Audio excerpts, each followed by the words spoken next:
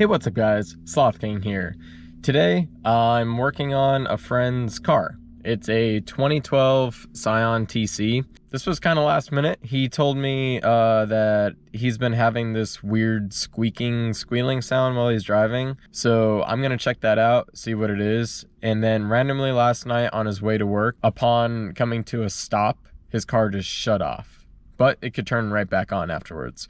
So I'm going to be diagnosing that, seeing if I can find out a probable cause for that. So the first thing I want to do before I start it up, I want to check the battery. I want to make sure that it's at like 12.5 volts, around 13 volts, you know, somewhere around there. Make sure it's not like a battery issue. So yeah, I'm going to slap you guys on my head. We're going to go through some troubleshooting problems, or steps I should say. And let's see if we can find anything.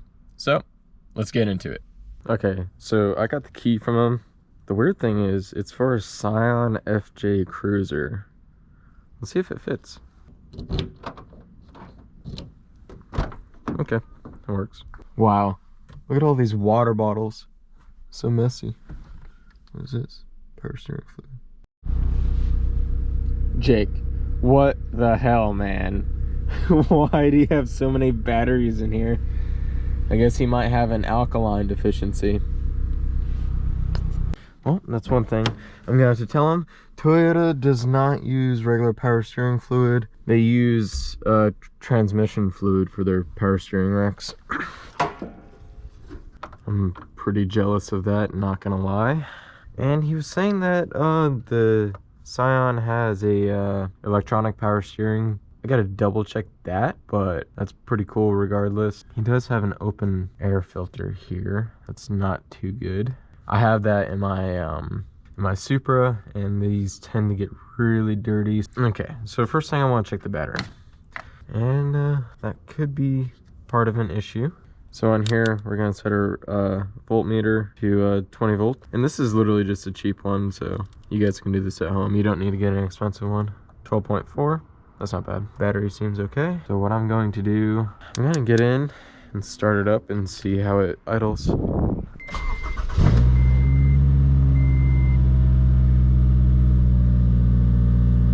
Sounds good, not gonna lie.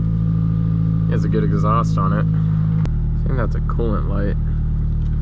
Okay, before this gets warm, I'm gonna just pop open the coolant. Okay, so the coolant level is good. Maybe that's just a thing for it being cold. Let's continue this. Oh, oops. I'm used to my 4Runner. I just have to click it on once and it just starts itself. All right, let's go check the battery and see if it should be hovering around like 14 volts with it charging. We're just gonna see if it's an alternator issue. Okay, alternator is good. Okay, so it's idling around 1,000 right now, but I think that's just because it's cold. So what I'm gonna do, I'm gonna cut this off for right now. I'm gonna let the car warm up fully, and then we're gonna see if that coolant light turns off, and then we're gonna go for a quick test drive to see if we hear any squealing. All right, so the car's warmed up, and I just reviewed some of the camera angle on here. Sorry you guys did not see it very well, but there, right over here on the tachometer, there was a green coolant light. It's a C with the temperature dial, whatever you want to call it. That was on, and just so you know, whenever that's on a cold engine, that just means the coolant is cold. And it went off after like 3 minutes. So the car's warmed up and light went off. If that light turns red, that means it's overheating. Since there's no gauge on here for your temperature, it's literally just a gas, your odometer, a tachometer, and your speedometer, and that's it. Anyway, so I'm gonna shut up, and what we're gonna do, we're gonna drive around the parking lot. We might go out on the road, but we're gonna listen to see if we hear any squealing. And I did notice something upon looking at the car on the first checkup, just walking up on it. So I'll let you guys know what you think the squealing sound is. So if you get it before I say it, congratulations. So it's idling around 750, 800. I think that's a normal idle for this thing.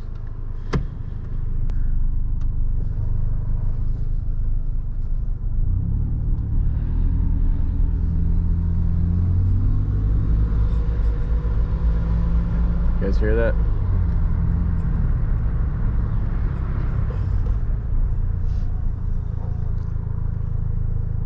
And it completely goes away when I press on the brake pedal hard.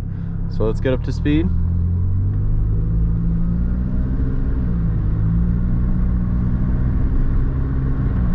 And listen. What do you guys think that is? What do we hear on this side?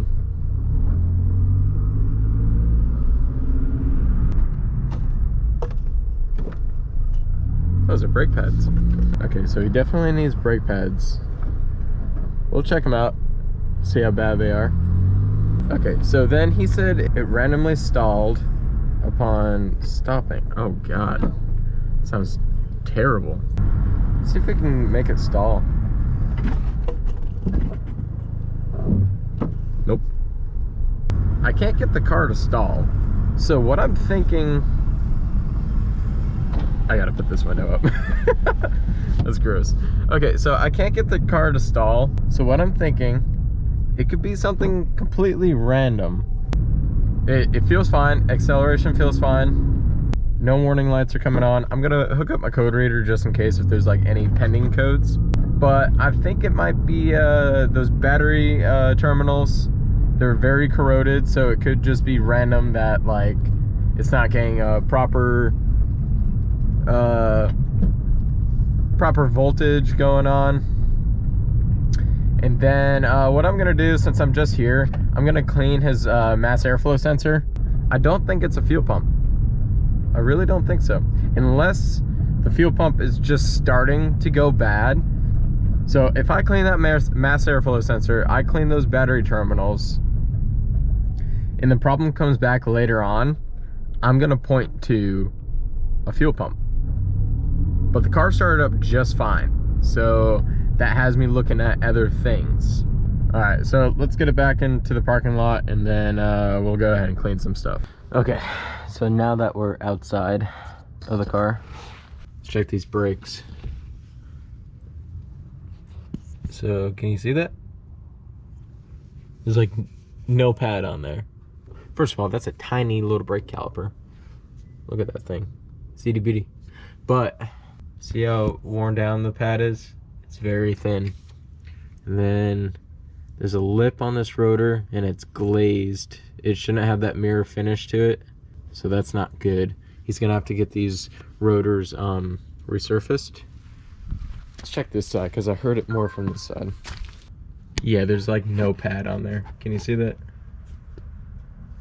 Let's check the front. So front is the same. Oh, there's a good lip on here, and it's glazed as well, as you can see.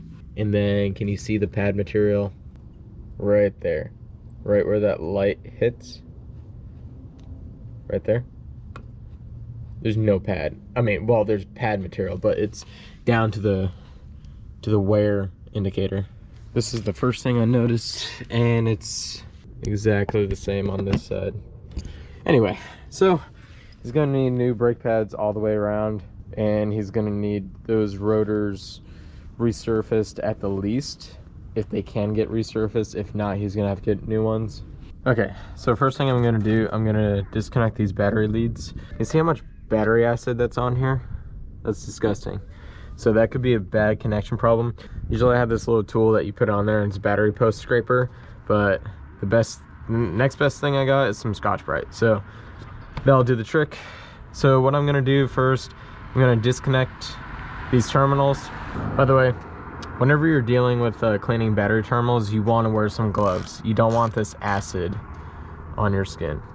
You don't wanna get this acid anywhere because it can start to corrode things. Next, all I have on me is some contact cleaner, which is fine. It's not gonna do anything bad. I just wanna get the grime off before I sand anything. Oh, I just noticed something. This line is very corroded. So I'm probably gonna have him pick up a new wire and post, and we're gonna get him a new ground. That could be the issue why it shut off. If you don't have any of this stuff, you can use Coca-Cola. It's good at cleaning battery posts. Spray it one more time, and then we're gonna go ahead and start using Scotch-Brite.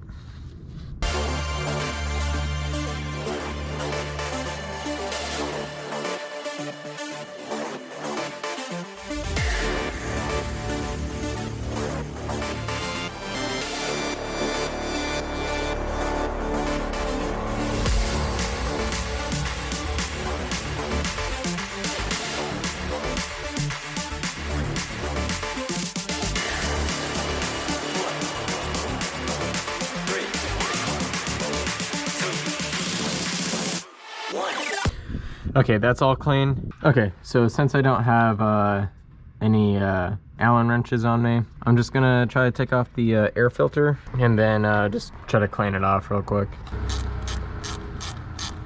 So what I'm gonna do, I'm gonna place this rag right underneath it, and I'm just gonna sit here and spray it a couple times.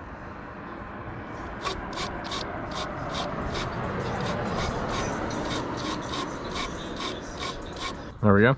Got a little bit of dirt, you see that? It's not much.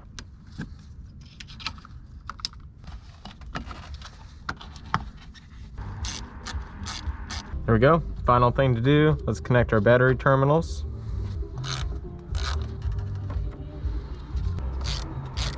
Nice and tight. All right, let's start it up and see how she runs. With the battery disconnected, it might have to relearn the idle.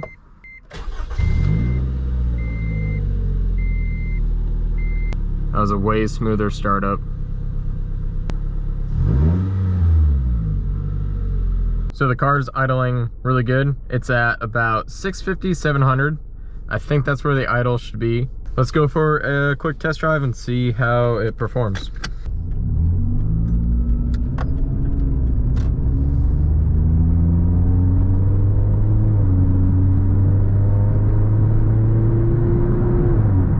Throttle response is really good.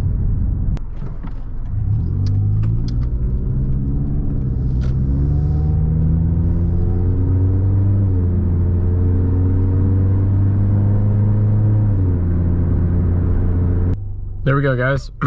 Test drive was pretty good. No warning signs. It accelerated really well. It's not idling weird at all. It feels good. Oh, and I totally spaced to check the codes earlier, so let's do that right now.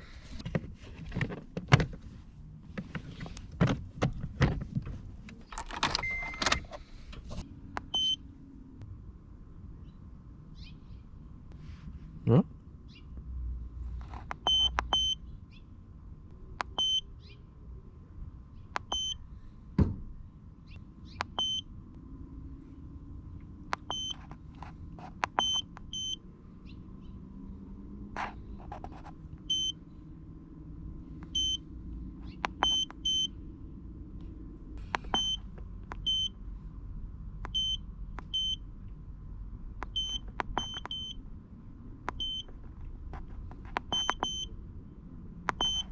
Okay, so that's good, there's no codes. But yeah, so there's that test for you guys.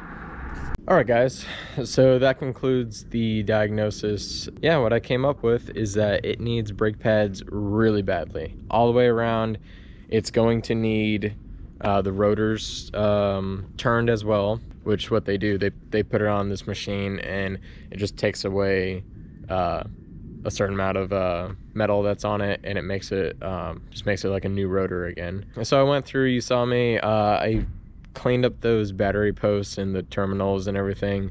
There's a lot of corrosion on it, and then I went through and I cleaned that his mass airflow sensor.